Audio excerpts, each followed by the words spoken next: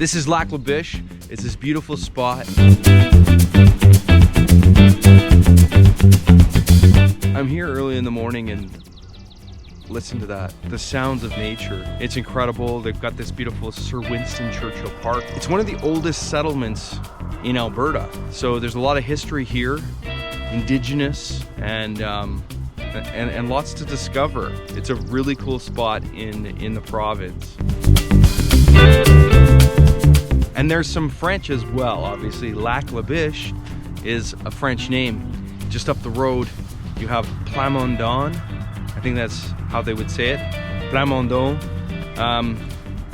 French community with a lot of things to discover there as well.